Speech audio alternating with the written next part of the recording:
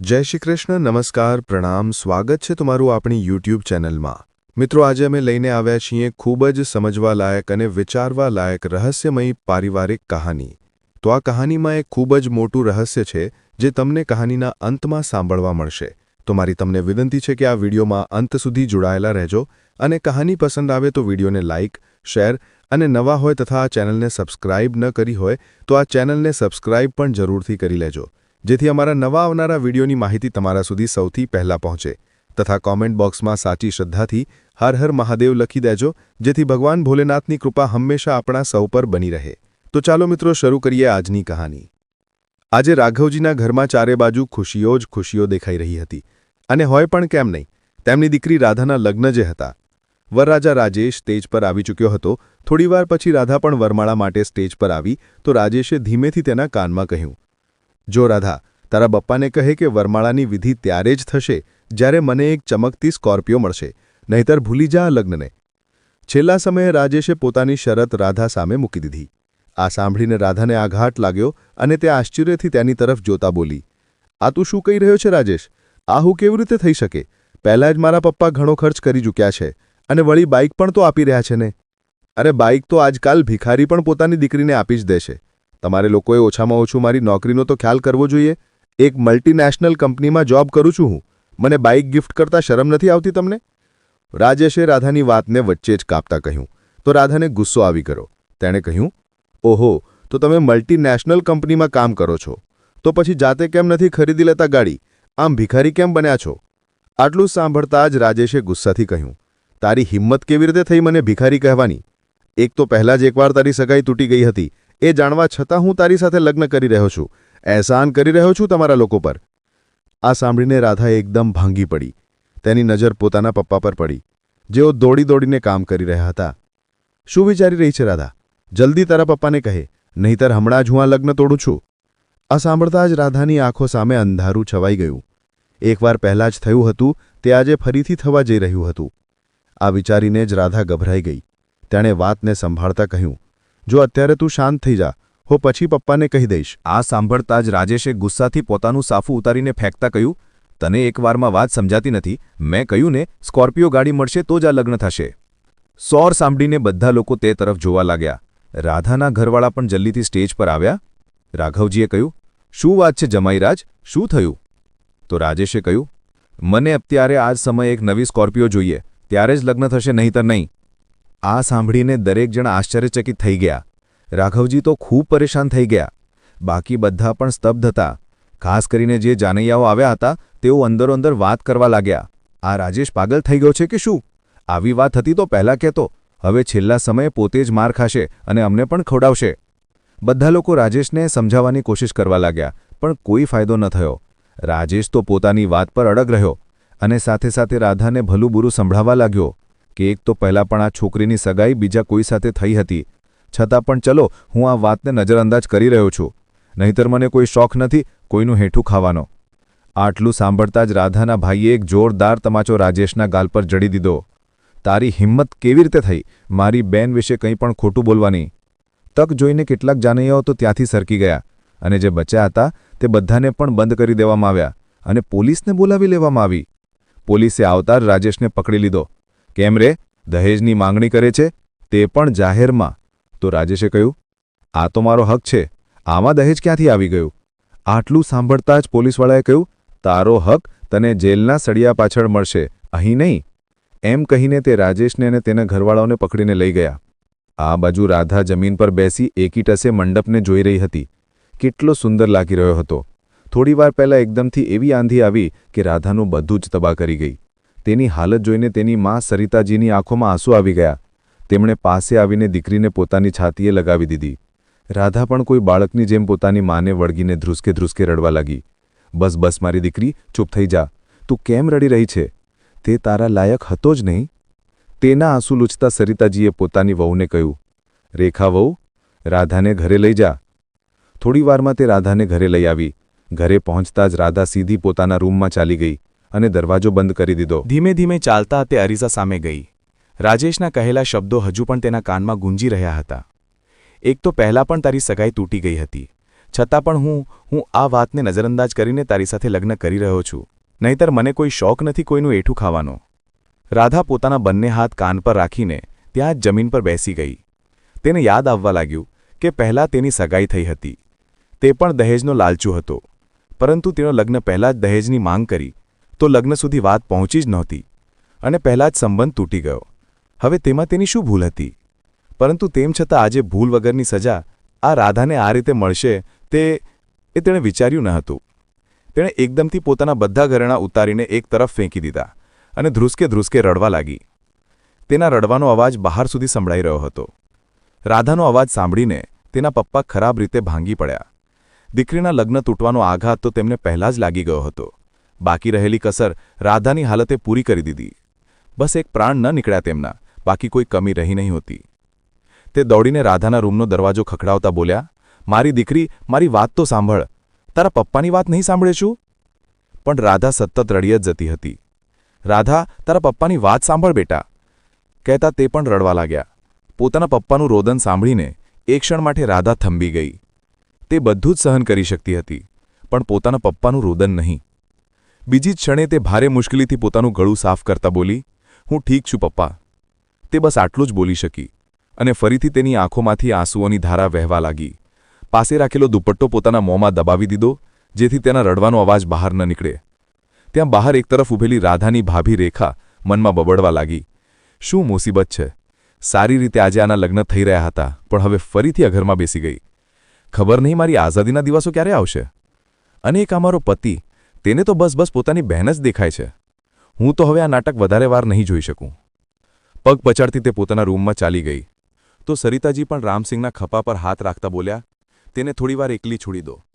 રાઘવજી પણ થાકેલા પગલે પોતાના રૂમ તરફ આગળ વધ્યા. થોડીવાર પહેલાં જે ઘરમાં ખુશીઓ જ ખુશીઓ હતી તે ઘર હવે માતમમાં ફેરવાઈ ગયું હતું. બીજી તરફ પુરીસ પણ રાજેશની ખૂબ ખાતરદારી કરી રહી હતી.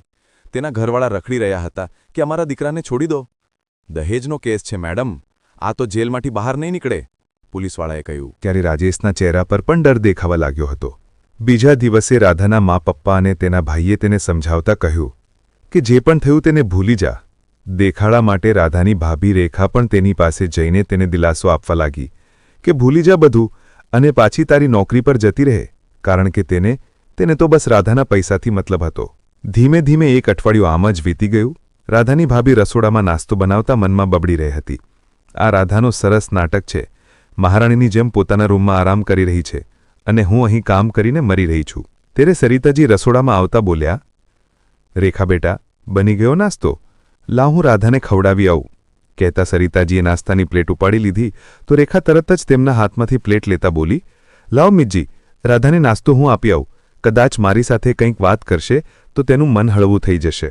હા, એ બરાબર રહેશે, સરિતાજીએ કહ્યું તો રેખાએ નાસ્તાની પ્લેટ લઈને રાધા પાસે જતા વિચારવા લાગી, તને તો હું આરામ કરાવું છું, મોટી મહારાણી બની ફરે છે ને? રૂમમાં જતાં જ તેણે ખોટા પ્રેમનો દેખાડો કરતા કહ્યું, આ લે રાધા, તારો નાસ્તો. કેટલી નબળી લાગી રહી છે. હવે જે થઈ ગયું છે તે સુધી તેને પકડીને બેઠી રહીશ? ક્યારેક ને ક્યારેક તો આગળ વધવું પડશે ને. હવે આલે નાસ્તો કરી લે. કહેતા રેખાએ નાસ્તાની પ્લેટ રાધા સામે સરદી દીધી તો રાધા એક કોળિયો તોડીને જેવી ખાવા લાગી ત્યારે રેખાએ ફરીથી ટૂણું મારતા કહ્યું, ક્યાં સુધી આમ જ ઘરમાં બેઠી રહીશ રાધા? હવે જો ને કેટલો ખર્ચ થઈ ગયો છે તારા લગ્નમાં. હવે લગ્ન નથી થયા પણ ખર્ચો તો થયો છે ને.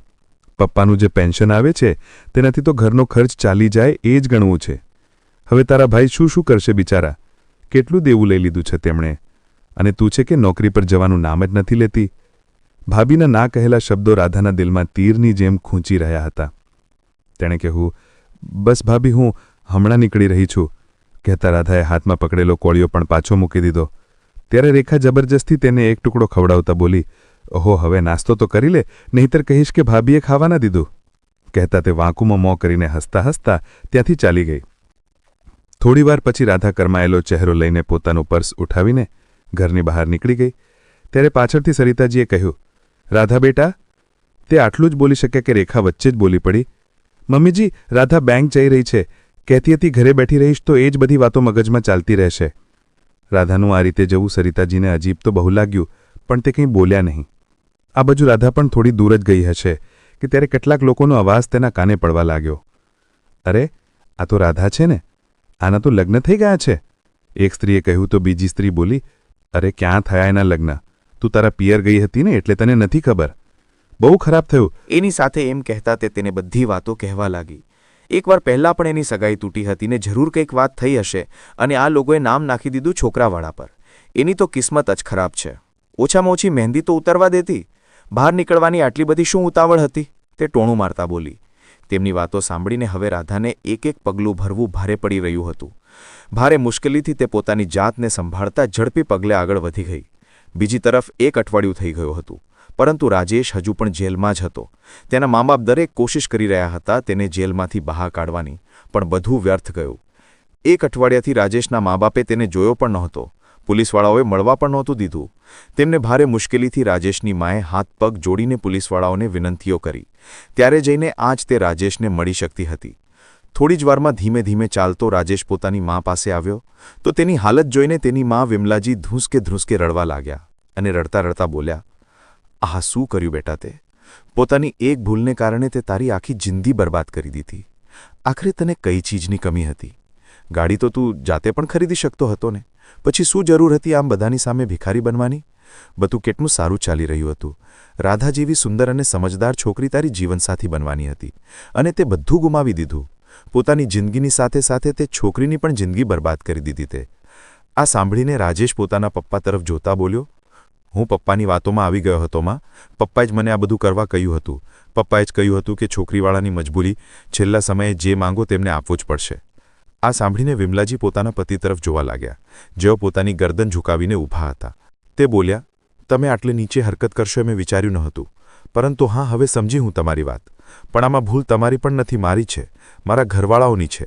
વર્ષો પહેલાં જ્યારે તમે પણ આ જ રીતે મારી સાથે લગ્ન કરતી વખતે અડધા ફેરા રોકીને દહેજ માગ્યું હતું, જો તે સમયે તમને ધક્કા મારીને બહાર કાઢી દીધા હોત તો આજે આ દિવસ જોવો ન પડત. તમને લાગ્યું કે જે વર્ષો પહેલાં થઈ ચૂક્યું છે તે હમણાં આરામથી થઈ જશે, એટલે તમે દીકરાની જિંદગી પોતાના હાથે ખરાબ કરી દીધી. આ કહીને રડતા રડતા વિમલાજી ત્યાંથી ચાલ્યા ગયા. હવે તો રાજેશને પણ અહેસાસ થઈ રહ્યો હતો કે તેણે કેટલી મોટી ભૂલ કરી દીધી છે. તે પોતાના પિતા મહેશજી તરફ જોવા લાગ્યો, જાણે ફરિયાદ કરી રહ્યો હોય. ત્યારે તેના પિતા તેની સાથે નજર મેળવ્યા વગર બોલ્યા, તું ચિંતા ન કર, હું કંઈક કરું છું, તને જલ્દી જ બહાર કાઢું છું. આટલું કહીને તે પણ ત્યાંથી ચાલ્યા ગયા. આ બાજુ રાધા પણ બેંક પહોંચી ચૂકી હતી. સેંકડો વિચારો ચાલી રહ્યા હતા. તેના મનમાં તે સ્ત્રીઓની વાતો હજુ સુધી તેના કાનમાં ગૂંજી રહી હતી. તેનું મન તો થયું કે તે હમણાં પાછી ચાલી જાય, પરંતુ બીજી જ ક્ષણે તેને પોતાની ભાભીના શબ્દો યાદ આવવા લાગ્યા. કોઈક રીતે હિંમત ભેગી કરીને તે અંદર ચાલી ગઈ અને એ જ થયું જે તેણે વિચાર્યું હતું. આખા સ્ટાફની નજરો રાધા પર હતી અને સાથે જ બધાની ગુપસુપ. અરે આ રાધા આટલી જલ્દી આવી ગઈ? એણે તો 1 મહિના માટે રજા લીધી હતી. હવે લગ્ન જ નથી થયા તો શેની રજા? તેના એક સહકર્મીએ કહ્યું. પણ રાધા બધાની વાતોને નજરઅંદાજ કરતા આગળ વધી અને પોતાની જગ્યાએ જઈને બેસી ગઈ. ત્યારે ત્યાં પહેલાંથી બેઠેલા એક છોકરાએ કહ્યું, અરે મેડમ, તમે આટલી જલ્દી પાછા આવી ગયા? લગ્ન પછી ફરવા ન ગયા શું? હવે તે બિચારાને કંઈ ખબર ન હતી કે તેણે સીધે સીધું પૂછી લીધું. આ સાંભળીને ત્યાં ઊભેલા 2 છોકરા હસતા હસતા બોલ્યા, હવે લગ્ન થયા હોત તો ફરવા જાત ને? સર, શરમ આવી જોઈએ તમને બંનેને. હવે જે પણ થયું તેમાં રાધાની શું ભૂલ છે? રાધાની એક સહેલી તે છોકરાઓને ટોકતા બોલી, અરે તું અમારા પર કેમ ભડકી રહી છે? હવે અમને શું ખબર કોની ભૂલ હતી કોની નહીં? અમે તો એ જ બોલી રહ્યા છીએ જે અમે સાંભળ્યું. ઓહો, તો શું સાંભળ્યું તમે? જરા હું પણ તો સાંભળું. રાધાની સહેરી બંનેને ધમકાવતા બોલી. તો તેમણે કહ્યું એ જ કે રાધાની પહેલાં સગાઈ થઈ હતી અને આવા છોકરાને ખબર પડી ગઈ એટલે તેણે લગ્ન કરવાની ના પાડી દીધી અને બદનામીના ડરથી આ લોકોએ દહેજનો ખોટો આરોપ તે છોકરા પર લગાવી દીધો. આ સાંભળીને તો રાધા સ્તબ્ધ રહી ગઈ. તેને લાગ્યું જાણે બધા તેના પર હસી રહ્યા છે. જીતે બિલકુલ સહન કરી શકતી ન હતી. તેણે ઝડપથી પોતાનું પર્સ ઉઠાવ્યો અને ત્યાંથી બહાર નીકળી ગઈ. તેની સહેલી તેને બૂમો પાડતી રહી, પણ તેણે પાછળ વળીને ન જોયું. ઘરે પહોંચતા જ રાધા સીધી પોતાના રૂમમાં ચાલી ગઈ. તેને આ રીતે અચાનક જોઈને બધા હેરાન રહી ગયા. ખાસ કરીને તેની ભાભી રેખા વિચારવા લાગી, અરે હમણાં તો આ ગઈ હતી અને આટલી જલ્દી પાછી પણ આવી ગઈ. આ છોકરીને સેવા કરાવવાની આદત પડી ગઈ છે. ત્યારે રાધાના માતા પિતા તેની પાછળ પાછળ રૂમમાં ચાલ્યા ગયા. તો રાધા પોતાના પપ્પાને વળગીને ધ્રુસકે ધ્રુસકે રડવા લાગી અને તેમને બધી વાતો જણાવી. જે સાંભળીને બહાર ઉભેલી તેની ભાભી રેખા વિચારવા લાગી, બધા બહાના છે એના, કામ ના કરવું પડે એટલે ડ્રામા કરી રહી છે. કહે છે તો એમ જાણે આખી દુનિયા એની જ પાછળ પડી છે. સરિતાજીએ પોતાની દીકરીને છાતીએ લગાવી દીધી, જેણે રાઘવજીથી પોતાની દીકરીની હાલત જોવાતી નહોતી. એટલે થાકેલા પગલે બહાર બેઠક તરફ ચાલ્યા ગયા. તો તેમની પાછળ પાછળ રેખા પણ ત્યાં આવી ગઈ અને ટોણું મારતા બોલી, જોઈ લીધું ને પિતાજી તમે તમારી જીદનું પરિણામ. મેં કેટલું કહ્યું હતું કે રાધાના લગ્ન મારા મામાના દીકરા સાથે કરી દો, પણ તમે મારી એક ન સાંભળી. તે ભણેલો ઓછો છે, ઉપરથી દારૂ પીવે છે.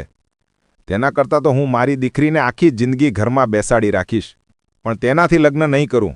એ જ કહ્યું હતું ને તમે.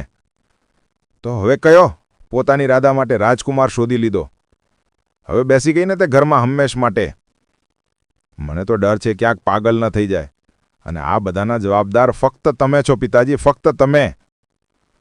આ બધાના બધા બેસી ગયા છે મારી છાતી પર મગ દળવા માટે.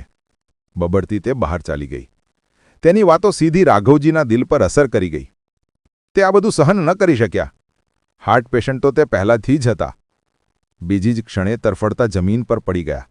ધડામ કરીને એક અવાજ બહાર સુધી આવ્યો, જેનાથી બધા ચોંકી ગયા અને જલ્દીથી બેઠક તરફ દોડ્યા. પણ જ્યાં સુધી તે અંદર આવ્યા ત્યાં સુધી ઘણું મોડું થઈ ચૂક્યું હતું. રાઘવજી બેજાન થઈને ને જમીન પર પડ્યા હતા. પપ્પા! રાધા ચીસ પાડી ઉઠી. તાત્કાલિક તેમને હોસ્પિટલ લઈ ગયા. આ બાજુ રેખાને અંદરને અંદર ડર સતાવી રહ્યો હતો કે જો કોઈને ખબર પડી ગઈ કે તેની કહેલી કડવી વાતોને કારણે આ બધું થયું છે તો તેને કોઈ નહીં છોડે, ખાસ કરીને તેનો પતિ. એટલે તે પણ એક ખૂણામાં ઊભી ઘડિયાળી આંસુ વહાવવા લાગી. ત્યારે ડૉક્ટરે આવીને કહ્યું, સોરી, હોસ્પિટલ આવતા પહેલાં જ તેમણે દમ તોડી દીધો હતો. અમે કંઈ કહી નહીં શકીએ. આ સાંભળતા જાણે બધા પર વીજળી પડી ગઈ હોય, ખાસ કરીને રાધા પર. એક પપ્પા જ તો હતા આખા ઘરમાં જેની તે સૌથી વધુ નજીક હતી, જેમને પોતાની દરેક મુશ્કેલી તે ખુલીને કહી દેતી હતી. અને આજે ભગવાને તેમને પણ છીનવી લીધા. એકવાર ફરીથી બધા સંબંધીઓ ભેગા થઈ ગયા. લોકોના દબાયેલા અવાજો રાધાના કાનો સુધી પહોંચી રહ્યા હતા. હે ભગવાન, કેવી મુસીબત આવી ગઈ આ પરિવાર પર. પહેલાં રાધાના લગ્ન તૂટી ગયા અને હવે તેના પપ્પાનું મોત. બિચારી રાધા, એક સ્ત્રીએ કહ્યું. તો બીજી સ્ત્રી બોલી, અરે બિચારી કોઈ નથી, તે એક નંબરની મનહૂસ છે.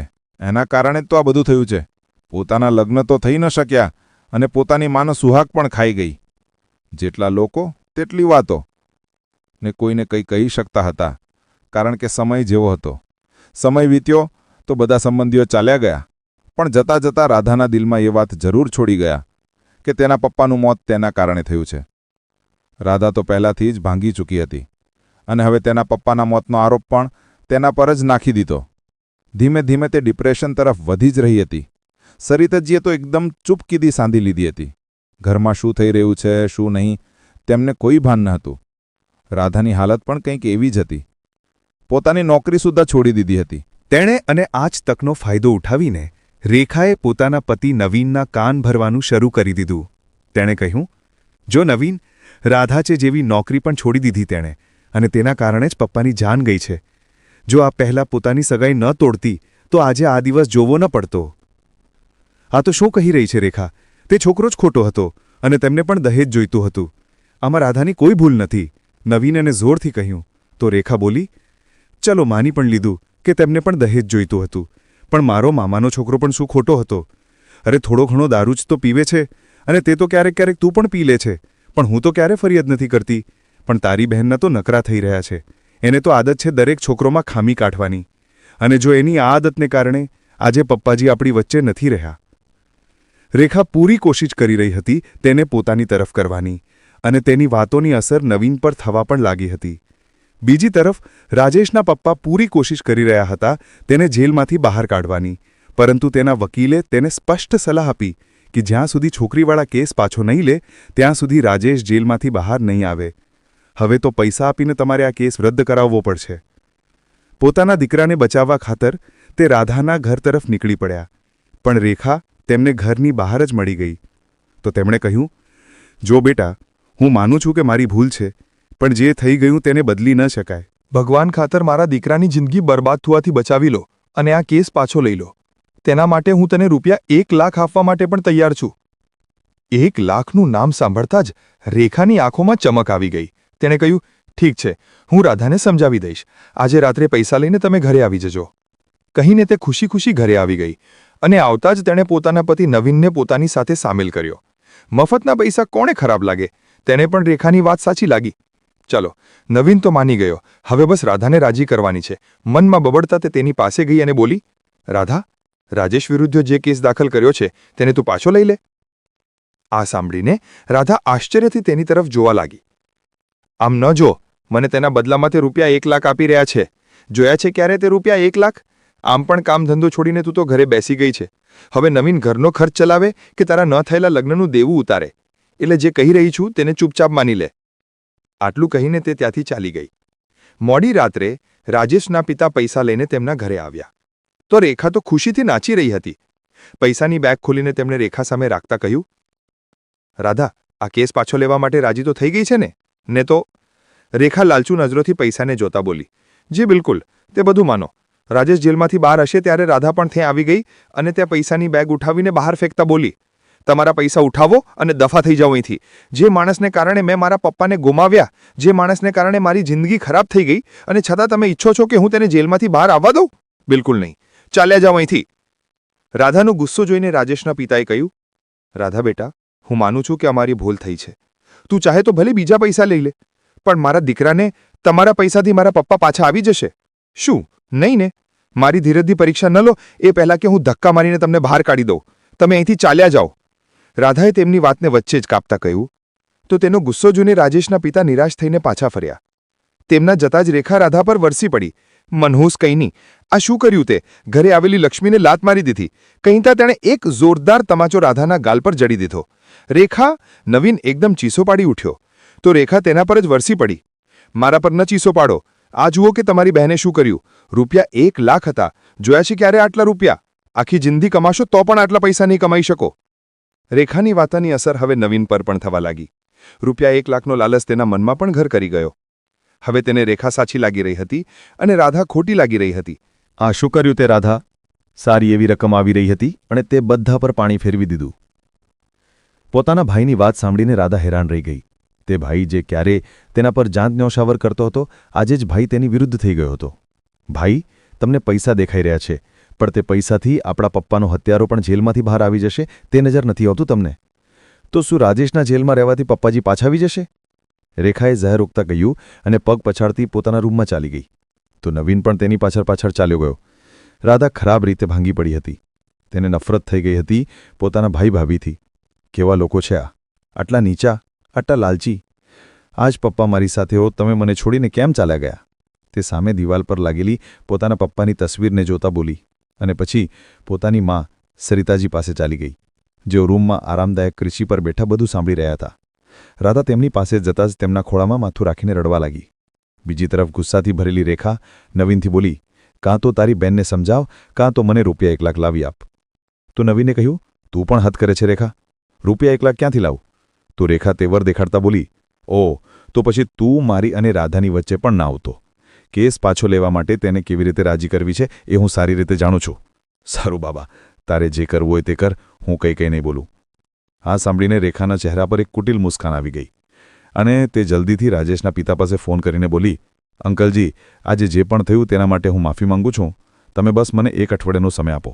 રાધાને હું જાતે રાજી કરી લઈશ. રાજેશના પપ્પાએ કહ્યું, ઠીક છે. આટલું કહીને તેમણે ફોન મૂકી દીધો. તો રેખા મનમાં વિચારવા લાગી, હવે જો રાધા, હું તારી શું હાલત કરું છું. હવે તું જાતે જ તે કેસ પાછો લઈશ. રૂપિયા 1 લાખ તો મને કોઈ પણ ભોગે જોઈએ છે. તેના માટે હું કંઈ પણ કરી શકું છું. બબડતી તે સૂઈ ગઈ. બીજી તરફ સરિતાજી રાધાના માથા પર હાથ ફેરવતા બોલ્યા, આવી તો ન તે મારી દીકરી. ડરવાનું અને હારવાનું તો તેણે ક્યારે શીખ્યું જ નહોતું. પછી આમ કેવી રીતે થઈ ગઈ? તારા પપ્પા તને આમ જોઈને શું ખુશ થતા હશે? નહીં બેટા, તે બહુ દુઃખી થશે.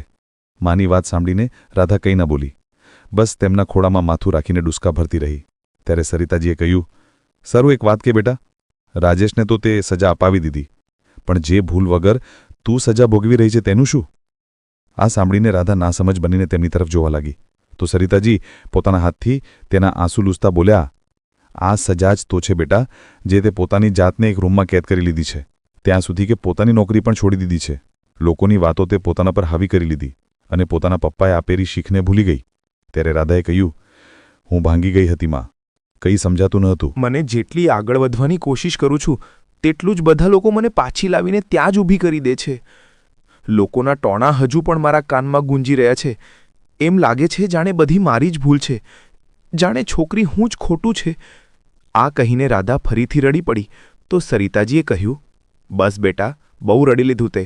હવે તારે બધાનો સામનો કરવો પડશે. હા માં, સાચું કહ્યું તમે, કહેતા રાધાએ પોતાના આંસુ લૂછ્યા ને કિચનમાં જઈને દૂધ ગરમ કરવા લાગી. આ બાજુ રેખા તો વિચારોમાં ખોવાયેલી હતી. તેને ઊંઘ ક્યાંથી આવવાની હતી? રસોડામાં ખડખડાટનો અવાજ સાંભળીને તે ઉઠીને બહાર આવી.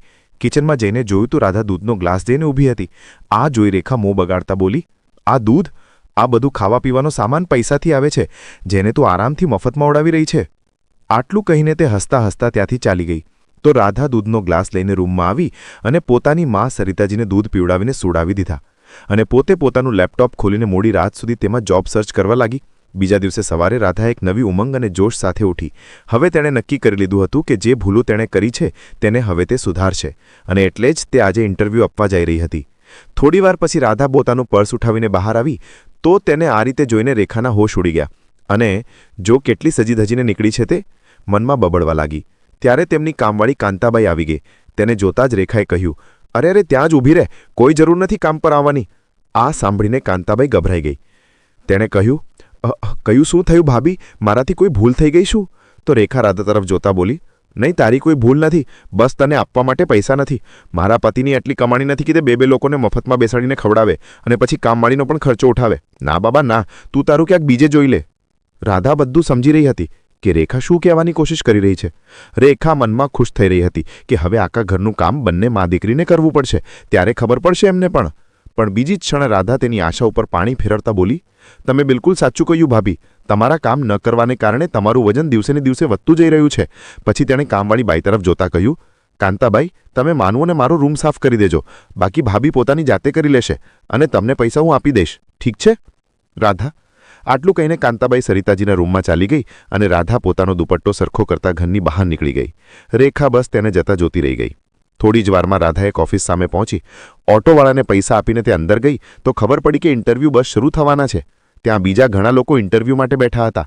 રાધા પણ એક તરફ જઈને ત્યાં બેસી ગઈ. ત્યારે એક છોકરો બહાર આવીને બોલ્યો, બસ 20 મિનિટમાં તમને અંદર બોલાવવામાં આવશે, ત્યાં સુધી તમે કોફી પીજો. આટલું કહીને તે પાછો અંદર ચાલ્યો ગયો. તેના જતાં જ એક સ્ત્રી બધા માટે કોફી લઈને આવી, પરંતુ જેવી તે એક સીડી નીચે ઉતરી કે ધડામ દઈને નીચે પડી ગઈ. કોફી પણ પૂરી રીતે ઢોળાઈ ગઈ. કેટલાક લોકો દોડીને તેની પાસે આવ્યા. રાધા પણ આવી. અરે, એમને શું થયું? લાગે છે જલ્દીથી હોસ્પિટલ લઈ જવા પડશે, રાધાએ કહ્યું. ત્યારે અંદરથી અવાજ આવ્યો, ઇન્ટરવ્યૂ શરૂ થઈ ગયા છે, મિસ પ્રાચી અંદર આવી જાઓ. તો એક પ્રાચી નામની છોકરી ઉઠીને અંદર ચાલી ગઈ. અરે ચાલો ચાલો, આપણો પણ નંબર આવવાનો છે, ત્યાં ઊભેલા લોકોએ કહ્યું. અને બધા લોકો ઓફિસની બહાર આવીને ઊભા રહી ગયા. તો રાધા તે બધાને આશ્ચર્યથી જોવા લાગી કે આ બધાને પોતાની જ પડી છે, આ વૃદ્ધમ્માને કોઈ જોઈ પણ રહ્યું નથી. તેણે ત્યાં ઊભેલા લોકોથી કહ્યું, તમે લોકો એકવાર એમનું ધ્યાન રાખજો, હું જલ્દીથી ઓટો લઈને આવું છું અને પછી એમને હોસ્પિટલ લઈ જાઉં છું. ત્યારે ત્યાં ઊભેલા એક છોકરાએ કહ્યું, અરે મેડમ, તમારો ઇન્ટરવ્યૂ માટે નંબર આવવાનો છે અને જો તમે ચાલ્યા ગયા તો તમને જોબ નહીં મળે. કોઈ વાંધો નહીં ભાઈ, પહેલાં અંબાજીની જાન જરૂરી છે. આટલું કહીને તે ઓટોવાળાને બોલાવીને અંબાજીને લઈને હોસ્પિટલ તરફ નીકળી ગઈ. બાકી બધા ત્યાં જ ઊભા રહીને પોતાની વારીની રાહ જોવા લાગ્યા. રાધાના ત્યાંથી જતાં જ એક છોકરો બહાર આવીને બોલ્યો, ચાલો તમે લોકો તમારો સમય બગાડો નહીં, તે મેડમને જોબ મળી ગઈ છે જે હમણાં અહીંથી અંબાજીને લઈને ગયા હતા. અમારા બોસ એ જ જોવા માંગતા હતા કે તમારા લોકોમાં માણસાઈ નામની કોઈ ચીજ છે કે નહીં. તો બહાર બધા લોકો શોર મચાવવા લાગ્યા કે આવું કેવી રીતે થઈ શકે છે. શોર સાંભળીને નરેશ બહાર આવ્યો અને બોલ્યો, તમને બધાને બીજાના જીવ કરતાં પોતાની નોકરીની વધુ પડી છે અને જે લોકોમાં માણસાઈ નથી તેમના માટે મારી ઓફિસમાં કોઈ જગ્યા નથી. તમે બધા જ જઈ શકો છો. પોતાની દમદાર અવાજમાં બોલીને નરેશ પોતાની કેબિનમાં ચાલ્યો ગયો, કારણ કે તે સ્ત્રી કોઈ બીજી નહીં, નરેશની મા જ હતી અને આ બધું ઇન્ટરવ્યૂ માટે આવેલા લોકોને ઓળખવા માટેની તેમની ચાલ હતી. બીજી તરફ રાધા તે સ્ત્રીને લઈને હોસ્પિટલ પહોંચી ગઈ હતી. તમે પ્લીઝ જલ્દીથી જઈને ફોર્મ ભરી દો, એક નર્સે તેનાથી કહ્યું અને અમ્મને લઈને અંદર ચાલી ગઈ. તો રાધા પોતાની ફાઇલ ત્યાં છોડીને જલ્દીથી બહાર ચાલી ગઈ. તેના બહાર જતાં જ અમ્માજીએ તરત જ પોતાની આંખો ખોલી લીધી. સોરી બેનજી, મને કંઈ નથી થયું, અમ્માજીએ તે નર્સથી કહ્યું. તો નર્સ તેમને આશ્ચર્યથી જોવા લાગી. ત્યાં રાધા મનમાં પરેશાન હતી કે જો નોકરી નહીં મળે તો તેની ભાભી તેનું જીવવું હરામ કરી દેશે. તેને પોતાની ચિંતા ન હતી પણ પોતાની માની હતી. આ બધું વિચારતા તે અંદર ગઈ તો રંજનજીને ભાનમાં આવેલા જોઈને જલ્દીથી તેમની પાસે ગઈ અને બોલી, તમે ઠીક છો? તમારું ઘર ક્યાં છે? કોણ છે તમારા ઘરમાં? મને કહી દો, તેમને ફોન કરી દઉં છું. એક જ શ્વાસમાં રાધાએ ઘણા બધા સવાલો પૂછી લીધા. તો રંજનજી ભોળો ચહેરો બતાવતા બોલ્યા, શું કહું બેટા, એક દીકરો છે, પણ જરાય દેખભાળ નથી કરતો. આ ઉંમરે પણ કામ કરાવે છે. મારી તબિયત ઠીક નથી રહેતી, પણ તેને કોઈ ફરક નથી પડતો બેટા. તું બસ તેને ફોન કરીને અહીં બોલાવી દે. હા સાંભળીને રાધાને બહુ ગુસ્સો આવ્યો. વિચારવા લાગી કે આજકાલના છોકરાઓને થઈ શું કહ્યું છે. એક મારો ભાઈ છે, તેને પણ માની કોઈ ચિંતા નથી, અને એક આ નવો આવ્યો. આંટી, તમે મને નંબર આપો, એને હું ફોન કરું છું. બીજી શિક્ષણે રાધાએ નરેશ પાસે ફોન મેળવ્યો. બીજી તરફ નરેશ આતુરતાથી પોતાની માની રાહ જોઈ રહ્યો હતો. આ માં હજુ સુધી કેમ ના આવી? ત્યારે તેનો ફોન વાગ્યો. હેલો. હેલો ના દીકરા, શરમ નથી આવતી તને? હા ઉંમરે તારી માં પાસેથી કામ કરાવતા બેશરમ ક્યાંય ના જરે કે તે બીમાર છે. કેવો બદતમીઝ દીકરો છે તું. રાધાએ લગભગ બધો ગુસ્સો નરેશ પર ઉતારી દીધો. હા બાજુ રંજનજી મોં દબાવીને હસી રહ્યા હતા. એક્સક્યુઝ મી, બીજી બાજુથી નરેશે કહ્યું. તો રાધા બોલી, હવે આ ઇંગ્લિશ ચાળવાનું બંધ કર અને જલ્દીથી સરાફા હોસ્પિટલમાં આવી જા, તારી માં ત્યાં જ છે. આટલું કહીને રાધાએ ફોન કાપી નાખ્યો. તો નરેશ સમજી ગયો કે આ બધું તેની માનું જ કારસ્થાન છે. તે જલ્દીથી હોસ્પિટલ તરફ ભાગ્યો. હા બાજુ રંજનજીએ રાધાનું મન જાણવાનો પ્રયાસ કરતા કહ્યું, બેટા મારા કારણે તારી નોકરી જતી રહી? રાધાએ કહ્યું, કોઈ વાંધો નહીં આંટીજી, નોકરી તમારા જીવ કરતાં વધુ સારી નથી. તેનો જવાબ સાંભળીને રંજનજીને શાંતિ મળી. ત્યારે તેમનો દીકરો નરેશ ત્યાં આવી ગયો અને ફરિયાદભરી નજરોથી પોતાની મા તરફ જોવા લાગ્યો. શું મા, તમે પણ કંઈ પણ બોલો છો? કહેતા તે ટેબલ પર રાખેલી રાધાની ફાઇલ ઉઠાવીને જોવા લાગ્યો. રાધા પણ તેની તરફ ઘૂરી રહી હતી. તે કંઈ બોલે તે પહેલાં જ નરેશે કહ્યું, કંઈ પણ કહેતા પહેલાં મારી વાત ધ્યાનથી સાંભળી લો. Congratulations mister Radha, you are selected. આ મારો ઇન્ટરવ્યૂ લેવાનો તરીકો છે જેમાં તું પાસ થઈ ગઈ છે અને હું જ તે બોસ છું. અને જેને તું મનમાં કોસી રહી છે અને આ જે બેડ પર બીમાર બનીને સૂતા છે તે મારી મા મનોરમા દેવી છે અને એ જ ઓફિસના હેડ છે. આ સાંભળીને રાધા બહુ અજીબ અનુભવી રહી હતી. તે હું એકચ્યુઅલી રાધાથી કંઈ બોલાતું ન હતું તો નરેશે કહ્યું, રિલેક્સ રાધા, તે સમયે જે સાચું હતું તે કર્યું. તારે સોરી ફીલ કરવાની કોઈ જરૂર નથી. ઓકે, હવે તું જઈ શકે છે અને કાલે 9 વાગે આવીને ઓફિસ જોઈન કરી લેજે. રાધાને તો વિશ્વાસ નહોતો થતો કે તેને જોબ મળી ગઈ છે. Thank you so much sir. આટલું બોલીને તે ખુશી ઘરે જઈ રહી હતી. તેના જતાં જ રંજનજીએ કહ્યું, ભાઈ મને તો આ છોકરી બહુ ગમી. સિમ્પલ, સાદગીથી ભરેલી, સુંદર દિલ. જે મને જોઈએ બધું જ છે એનામાં. માં, હું જોબ માટે ઇન્ટરવ્યૂ લઈ રહ્યો હતો, લગ્ન માટે નહીં. ચલો હવે ઓફિસ જવાનું છે. બીજી તરફ રાધા ખુશી ઘરે જઈ રહી હતી. પણ ક્યાંક ને ક્યાંક નરેશ તેના મગજમાં ઘૂમી રહ્યો હતો. કેટલો મોટો બિઝનેસમેન અને ઘમંડ જરાય નહીં. ઘરે પહોંચીને તેણે સૌથી પહેલાં સરિતાજીને આ ખુશખબર સંભળાવી. જે સાંભળીને સરિતાજી તો બહુ ખુશ થઈ ગયા, પણ રેખાનું મોં બની ગયું. હવે તો તેને રૂપિયા 1 લાખ પોતાના હાથમાંથી જતા દેખાઈ રહ્યા હતા. બીજા દિવસે રાધા ઓફિસ ચાલી ગઈ. પોતાનું કામ તે પૂરી નિષ્ઠાથી કરી રહી હતી. તેનું કામ જોઈને નરેશ પણ બહુ ખુશ હતો. રંજનજી તો પહેલાં જ તેને પસંદ કરવા લાગ્યા હતા. સમય વીત્યો હતો. હવે રાધા પણ પહેલાંની જેમ ખુશ રહેવા લાગી. જો કોઈ ખોટી વાત બોલાય તો તરત તેનો મોં તોડી નાખે તેવો જવાબ આપી દેતી. એક દિવસ સાંજે ઓફિસમાં બહુ મોડું થઈ ગયું તો રંજનજીએ કહ્યું, ચાલો બેટા, અમે તમને ઘરે છોડી દઈએ છીએ. રાધા પણ તેમની જીત સામે ના ન કહી શકી અને ગાડીમાં બેસીને પોતાના ઘર તરફ નીકળી ગઈ. રાધામાં રંજનજી રાધા ખૂબ વાતો કરતી રહી. થોડીવાર પછી રાધાએ કહ્યું, બસ સર, અહીં જ રોકી દો, તે સામે જ મારું ઘર છે. તો નરેશે ત્યાં જ ગાડી રોકી દીધી અને રાધા ગાડીમાંથી ઉતરીને બહાર આવી ગઈ. પણ વાતોમાં તે પોતાનો ફોન ત્યાં જ ભૂલી ગઈ. થેન્ક યુ સર બોલીને તે પોતાના ઘરે ચાલી ગઈ. પરંતુ જેવી તે અંદર ગઈ તો સામેનું દ્રશ્ય જોઈને હેરાન રહી ગઈ. તેની ભાભી તેના રૂમનો બધો સામાન કાઢીને સ્ટોરરૂમમાં રાખી રહી હતી. તેનો ભાઈ નવીન એક બાજુ આરામથી ઊભો હતો. અરે આ શું કરી રહ્યા છો? મારો સામાન ક્યાં લઈ જઈ રહ્યા છો? રાધાએ કહ્યું. તો રેખા બોલી, તારો સામાન સ્ટોરરૂમમાં રાખવામાં આવી રહ્યો છે અને આજથી તું માના રૂમમાં જ રહીશ. તારો રૂમ અમે ભાડે આપી દીધો છે. પણ કેમ? રાધા ચીસો પાડી ઉઠી. વધારે ચીસો પાડવાની જરૂર નથી. ઘરની હાલત ઠીક નથી અને હજુ સુધી તારા લગ્નનું દેવું પણ નથી ઉતર્યું, નવીને કહ્યું. ત્યારે રેખા પણ બોલી પડી, આહા, તે લગ્ન જે થયા પણ નહીં, પૈસા બરબાદ થયા તે અલગ. તો રાધાએ કહ્યું, પણ આ મારો રૂમ છે, તમે ઉપરનો રૂમ આપી દો. આટલું સાંભળતા જ નવીન તેરા પર ચીસો પાડતા બોલ્યો, આ શું મારો રૂમ લગાવી રાખ્યું છે? તે છોકરીઓના કયા રૂમ હોય છે? લગ્ન પછી પોતાના ઘરે જઈને કરજે આ તારું મારું, અહીં તારું કંઈ નથી. રાધાની આંખોમાં આંસુ આવી ગયા. ત્યારે રેખાએ ટોણું મારતા કહ્યું, તે પણ જો તારા લગ્ન થશે તો? મને નથી લાગતું ક્યારે તારા લગ્ન થશે. તેનો 2 વાર સંબંધ તૂટી ગયો હોય તેણે તો લગ્નના સપના જોવાનું જ છોડી દેવું જોઈએ. આ મણહૂસ તો આખી જિંદગી અમારું લોહી પીશે. રેખાના કડવા બોલ સાંભળીને રાધાનું દિલ ખરાબ રીતે ભાંગી ગયું. સરિતાજી તેને પોતાના રૂમમાં લઈ ગયા. ઘરના દરવાજે ઉડેલા નરેશ અને રંજનજી બધું સાંભળી ચૂક્યા હતા. જેઓ તેનો ફોન આપવા આવ્યા હતા, પણ તે ત્યાંથી જ પાછા ચાલ્યા ગયા. બીજા દિવસે રાધા ઉદાસ મનથી ઓફિસ ગઈ તો નરેશે તેનો ફોન તેની સામે રાખતા કહ્યું, "આ કાલે તું ગાડીમાં ભૂલી ગઈ હતી." તો રાધા તે ફોન ઉઠાવતા "થેન્ક યુ સર" આટલું કહીને ત્યાંથી ચાલી ગઈ. સાંજ થઈ ગઈ, પણ આજે નરેશ અને રંજનજીએ એકવાર પણ રાધાને હસતા જોઈ ન હતી. ખેર, સાંજ થઈ તો રાધા પોતાના ઘરે ચાલી ગઈ. ઘરે પહોંચતા જ હંમેશની જેમ તેના પગલાં પોતાના રૂમ તરફ વધી ગયા, પણ ગેટ પર તાળું લાગેલું જોઈને એકદમ ત્યાં જ અટકી ગઈ. ત્યારે સરિતાજી તેના માટે ચા લઈને આંગણામાં આવ્યા તો રાધા પણ થાકેલા પગલે ત્યાં જ બેસી ગઈ. "શું અમે અંદર આવી શકીએ છીએ?" પાછળથી કોઈનો અવાજ આવ્યો તો રાધાએ પાછળ વળીને જોયું. નરેશ અને રંજનજી ઘરના ઉંબરે ઊભા હતા અને તેમના હાથમાં કંઈક સામાન પણ હતો. "આવો ને મેમ, આવો ને સર." રાધા ઊભા થતાં બોલી. સોર સાંભળીને રેખા પણ પોતાના રૂમમાંથી બહાર આવી ગઈ. ઘરની બહાર આટલી મોટી ગાડી જોઈને તેની આંખો તો ફાટી જ રહી ગઈ. "તમે અહીં?" રાધા આશ્ચર્યથી બોલી. "માં, આ મારા બોસ છે અને આ તેમની માં. બહેનજી, અમે તમારી પાસેથી તમારી સૌથી અનમોલ ચીજ માંગવા આવ્યા છીએ." રંજનજીએ સરિતાજીને ગળે લગાવતા કહ્યું. તો સરિતાજી સવાલભરી નજરોથી બોલ્યા, "હું સમજી નહીં. ભલા હું તમને શું આપી શકું?" "આપી શકો છો. તમે અમને તમારી દીકરી આપી દો, પ્લીઝ. હું મારા દીકરા માટે રાધાનો હાથ માંગવા આવી છું અને હું તો શગુન પણ લઈને આવી છું." આ સાંભળતા જ પાસે ઊભેલી રેખાનું માથું ફરી ગયું. રાધા આશ્ચર્યથી નરેશ તરફ જોવા લાગી. "હું તને પસંદ કરવા લાગ્યો છું રાધા, અને ઈચ્છું છું કે તું જ મારી જીવનસાથી બને." "હા, તમે શું કહી રહ્યા છો સર? આ ન થઈ શકે." આટલું કહીને તે ઉપર છત પર ચાલી ગઈ. નરેશે રંજનજી તરફ જોયું તો તેમણે તેને રાધાની પાછળ જવાનો ઇશારો કર્યો. આ બાજુ રેખા મનમાં વિચારી રહી હતી, આટલા મોટા ઘરનો સંબંધ રાધા માટે, એનો તો ભાગ્ય જ ખુલી જશે. તે તો એશ કરવા લાગશે, જે હું બિલકુલ નહીં થવા દઉં. હમણાં આ લોકોને જણાવું છું એની સચ્ચાઈ. બીજી તરફ નરેશ રાધાની પાછળ જતા બોલ્યો, "મારી વાત તો સાંભળ રાધા." "નહીં સર, તમે જે ઈચ્છો છો તે ન થઈ શકે, કારણ કે તમે મારા વિશે કંઈ નથી જાણતા. તમે નથી જાણતા કે પેલા પણ મારા લગ્ન તૂટી ચૂક્યા છે." તો નરેશે કહ્યું, "થઈ ગઈ તસલ્લી.